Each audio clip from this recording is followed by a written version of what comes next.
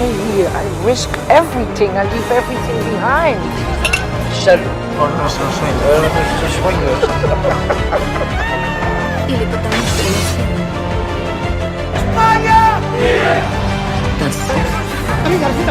сильна.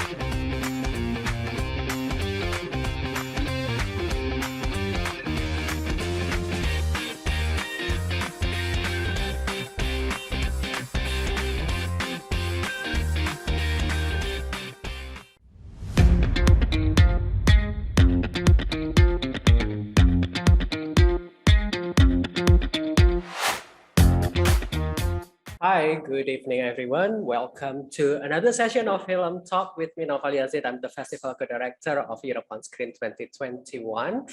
We would like to apologize because we just finished our closing ceremony, so we run a little bit late this time around. Right now, we are joined by Shady El-Hamus. He's the director of About That Life from Netherlands. Shady, if you can unmute yourself and the microphone. Yes. There you go. Hi. Hi, how are you? I'm good. How are you? Good, thank you. It's so nice to join you guys. Thank you for having your time to talk about this film, About That Life.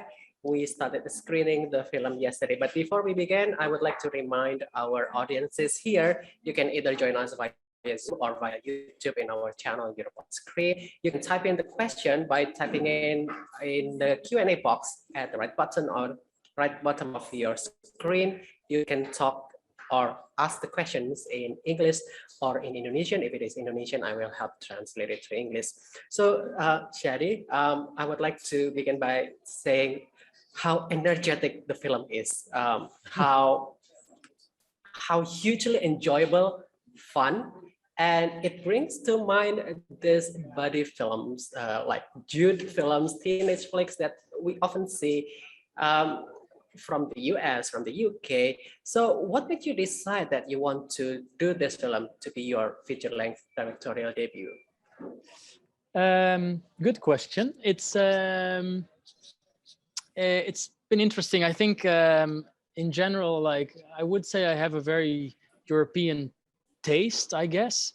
But at some point, me and my co-writer, Jeroen Scholte van Aschat, we realized like how fun would actually to try and write a script that has elements of these films that you reference, the American comical films, high school films, and to use these script elements to then try and create a film that sort of finds a balance between those American pictures, but also in the execution have more of a European feel. So it's actually been like a sort of a balance that we were really interested in. And the whole film started with the main character Bilal, and it's very much based on him and his life. So and his energy is very high as a person. So we already felt from the beginning that it's going to be important that the film had that same energy. I see, and I love this kind of film that is set in one day and one night, because it actually requires great discipline in the making. Like you really have to pay attention to detail. So I wonder if you could share with us how detailed was your preparation for the shooting of this film? Very detailed in the sense that you, as a filmmaker, and it's actually really funny, I have to say, like I'm actually, today is the press day for my second feature film. which is actually one night. So where the Libi is like, I would say 24 hours. This new film of mine, which is going to premiere on Netflix this Friday, is like one night. So I did it twice now. And I think what's really important as a filmmaker is to realize that in the writing of the script, every sort of, you're building this film, and you need every scene, because you're sort of slowly experiencing this day with these guys, and light is important because it's getting later and later.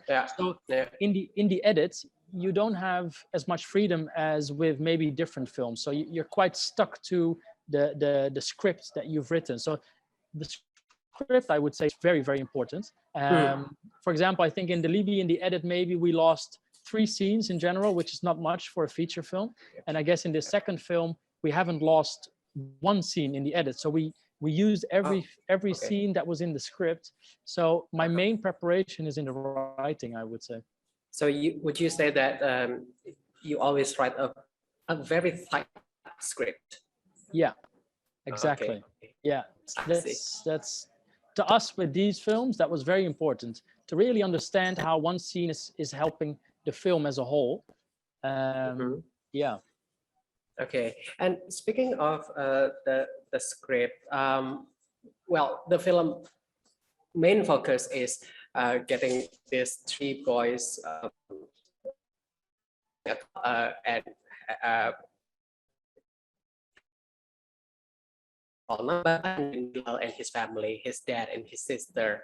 This is also something I noticed from the film, that you have a certain rhythm to keep us engaged throughout the film. Like you never go all out for too long, and then there are always tender moments that follow afterwards. Is this something that you already scripted, like in your detailed script, or is this also something that you discover later on during editing, the rhythm of the film? Yeah, well, good question. I think for me, rhythm is one of the most important things, and actually also most interesting things. And I like a film that, and this could be an American action chase movie, or this could be anything from Europe as well. But I like a film where you sit down and you feel that someone's in control. You know what I mean? Like you can just sit back and relax, and someone is on the wheel. And that doesn't mean that you don't participate in the film. Actually, I hope that you do, but you still feel that there's a captain on the ship. And for me, rhythm is one of the most challenging, but also fun things to try and really pinpoint, like, okay, how much leverage do we have to now speed up and then lower our speed again? And so I would say this film starts off quite high energy, and then it sort of slows down a bit, and then we go back up. And that was something we had in the script, but obviously you finesse it in the edit. Like you just try and sort of tighten that once you're in the edit. Okay, and obviously something to do with rhythm is also music. So, and music plays very big important part in this film, from what they hear, and then what they will, I mean, in particular Pilar, what he raps about. So how do you define the music? Are you following what is like the trend among the teenagers in Amsterdam, or do you basically create your own or decide on your own? Yeah, I always said that I wanted to create something where the music that we hear in the film could be their music. So I don't mean the soundtrack, but I mean once they play their music, it's obviously their music and the stuff that they enjoy. But then for the soundtrack, I didn't want any of that music. I wanted to have my own music. So as a filmmaker, my own. I mean, so music that was. I wanted the soundtrack of the film, which is the brass band that you hear all throughout. I wanted it to have something timeless. I didn't want any computer, electronical or hip hop music, or I want something timeless. So real instruments. And this is actually the music that you hear is from 2 different bands, but I know some people in both of them. And it's just because I saw them play live, and they're young guys as well. they play all these horns, but the energy of the music is for me very similar to Bilal's energy. But like having the timeless sound of the soundtrack, for me, it communicates that this story is timeless. You know, it plays in the here and now, but it's a timeless story of young guys, you know, wanting to be, being full of life and wanting to be seen, I guess. Shady, let's go back and forth between my question and audience question. And right now we already have question from audience. This one is from Ardi Shaifuddin. Hi Shady, as I was watching your film, I can't help thinking of French banlieue films like the legendary La Haine or Hate, because we follow the journey of 3 minority marginalized boys in less than 24 hours. Are French films also inspired you for this film? Secondly, is the actor playing Bilal's father is your father? You both share the same last name. If yes, I'm curious, how did you convince him to act? Okay, so let's start with the last question because it's a fun one. It is my father, and I didn't have to convince him. He is actually an actor. So he's an actor in the Netherlands. He's Egyptian. He came from Egypt when he was 21, and he became an actor here, mostly theater, but also film and TV. So actually, up till now, I think he's in all of my films. So even the short films and also now the new film, he has a part. I really enjoy working with him, and we share the same passion and love for film. So it's just very special to me to be able to have my father in my own work. It's just yeah, it's very special. So so that's that. And then for the first question, La Haine is one of my favorite films ever. So that's definitely a reference. It's, I think, wanted that was 1995, and unfortunately it's still very relevant, the film. But I think we also felt that it was time maybe for a more hopeful tone. So I guess what we wanted with this film is to say, okay, it is difficult, you know, it's if you're marginalized, like it's very difficult, but it's also a given, right? Like it's unfortunately it's a given, and it's something that growing up you might have to deal with. Then I think it's about how do you deal with your situation, your marginalized situation. And there's 2 ways. Like there's the cynical way, which I would understand, but which doesn't, which doesn't help you, I guess, in life on the long term. And there's the hopeful, you know, there's the hopeful message of even if you are marginalized, there's always a way, you know, and it's also up to you to try and, even though it might be hard, but to try and keep positive and that's what Bilal stands for. So yeah, that's that. So I'm always curious when directing your father, when does being a son stop and then being a director start? Yeah, it's so funny. Like it's as soon as we on set, like the father-son thing, it doesn't disappear, but it's we kind of lose that relationship a little bit, and what we gain is a sort of just a sort of director-actor relationship, I guess. And you have on set, you have the, you know, I'm the director, so it kind of it solves the whole thing. You know what I mean? Like he's there for me to to find the performance I'm looking for, and we talk about the scene, and he comes up with ideas. But I would say it's a very professional relationship once we're on set. So yeah, it's really fun. That's great. That's great to hear. Another question from our audience is, this one is from Gaston Suhadi. As the script is important in this film, do you give much room for your actors to improvise, or do you ask them to follow the script? Yeah, so that's an interesting one as well. Like, so we spend lots of time on dialogue and rhythm and the whole script, as I said. But what I did with the actors, because all the actors are really young. Bilal had done some smaller parts in films and series.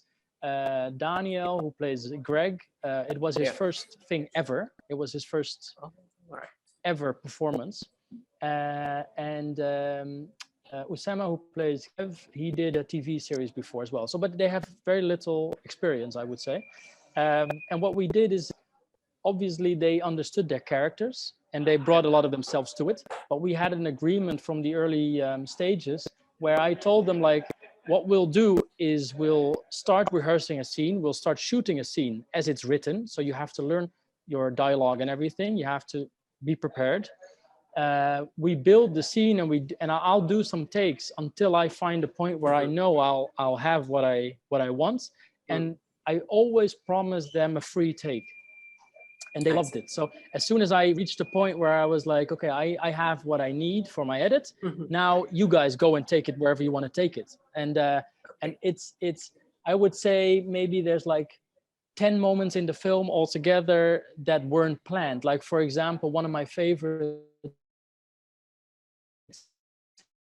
is where they about a kiss, you know, like it's right. After the scene in the Jimmy and they're on the streets and Kev has gone and it's just the two of them and they have to make up for the fight. And it's a dialogue about the kiss, and we wrote some of that, but what we didn't write is how Bilal sort of kept going for it, and then Daniel slaps him in the face, and then he slaps him back, and that just happened, you know. And that was for me a special moment because I could have never written that, you know, like it felt very original, and at the same time it felt like true friendship. It's a moment for me of true friendship, and also especially from kids who have learned to be tough, you know, and not show emotion, but you can tell that they love each other at that moment, but they slap each other, and I love that contrast. How long did you put them like in some sort of like a workshop? Because their chemistry is so great. I mean, to be able to come up with a scene like that, then they would have bonded strongly. So how, if there is like they a workshop, they knew each other. I see. Okay.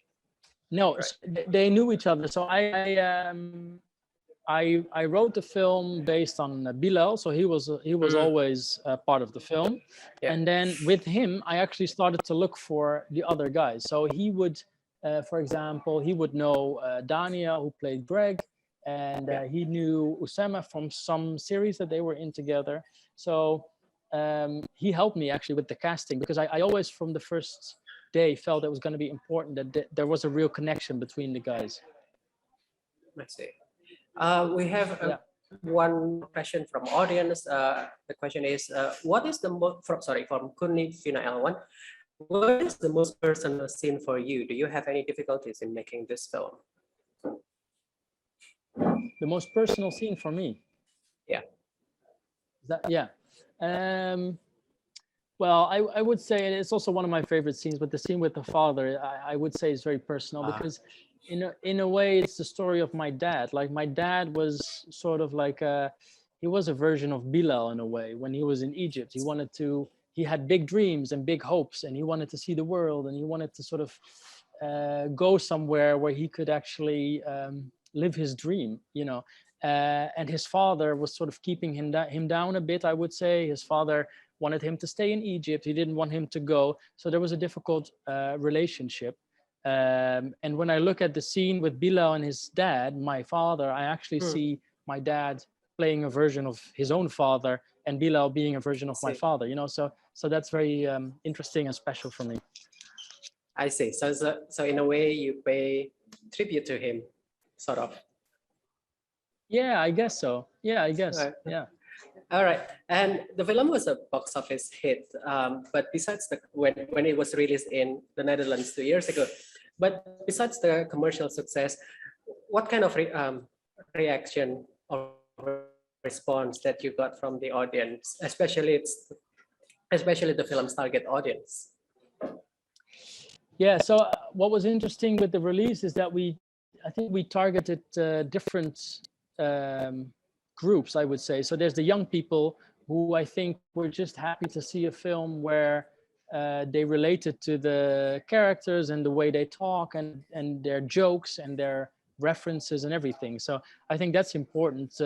When you talk about diversity, it was actually important for me to for marginalized young people to see a film that represents them in a way. So that was very interesting and important that worked. And at the same time, I had people who were older and who would look at the film and who would say, you know, I actually see myself in these guys, you know, like this is about being young and about the feeling of like wanting to conquer the world, you know, and that's more of a melancholic way of looking at the film. And then one of the other most important things I heard was people who actually said, because of the film, I look at groups of guys in the street differently. You know, like maybe before I would feel intimidated when there's a group of young guys on the street and I hear them talk and la di da. And then actually after watching the film and having spent maybe an hour and a half with you know, guys like those guys, people would say like, oh, you know, maybe I have these images in my head of what they, of, you know, of who these people are, and you know, maybe that's not right. And the film helped them to maybe question, you know, what they had in mind. So that's really important for me. And you To mentioned take the that you are negativity away. okay. All right. You mentioned earlier that right now you are doing the press for your next film, Forever Rich, which I believe will be on Netflix on Friday. What can you say about the film? We got the chance after 2 years ago, after the Libi About That Life, sorry, English title, released. We got in touch with Netflix and they were just setting up the plan to do a first Dutch original film here. And me and my co-writer, we actually said, you know, we want to do something, a sort of a continuum of About That Life almost, you know, there's the romantics, there's like the romantic side to wanting to be successful and to chase a dream, but there's also a very cynical side to being successful. Like Bilal, he, in the scene with his father, he says, you know, I'm going to be a millionaire and all our worries are going to be gone, you know, from that point onwards. But I realized making the film, that's not the case, right? So being a millionaire is actually very stressful, and becoming famous can feel like a dream, but being famous can actually be a nightmare as well. So I felt like that was important to tell as well. So the new film is about a young guy who is a pop artist and who's a millionaire and who has it all, but when he's robbed of his watch, and the videos, the embarrassing videos of how he's robbed go online, he realized, like, you know, he's being canceled basically, so he needs to fight back and chase the watch and try to sort of maintain his fame, you know, because he has this image of a tough guy, you know. So it's really about how being famous can be a prison of image and of status, and you know. So October 1st worldwide. So I hope you guys will watch it as well. Yeah, looking forward to it. I mean, from the setup and the story that you just described, it looks like it's going to be one adventurous film. So we'll see. High paced, and it's dark. I would say it's slightly darker than the Libi, but it still has the comical elements, and but it's slightly darker thematically as well. Okay. Well, I hope it's a success. So thank you so much for your time, Shady. And let's take a quick picture together. Our technical host will guide us on how to do it. I think Panji, Hello, everyone. I will be taking a photo in 3 and 1, 2, 3. One more time. 1, 2, 3. Thank you very much. Great. Thank you so much, and good luck, you guys, for the rest of your press day today. Thank you. Nice talking to you. Nice talking to you as well. So that was Shady El-Hamus and his film About That Life. You can still watch in our festival in festivalscope.com. The tickets are still available. The film started screening yesterday, so you can watch it until Thursday. Just go to festivalscope.com and book the tickets. And I'm supposed to pick one audience or one attendees of this Q&A session. But since this is a closing day, so let's be generous by giving 2 audience who will get the merchandise from Europe on screen. So congrats to Nivina L1 and Rika Husnaini. Thank you so much, everybody. And coming up next, another film talk sessions with the director of Oscar and Lily from Austria, Aras Triyahi. And for the time being, I'm Noval signing off. Goodbye.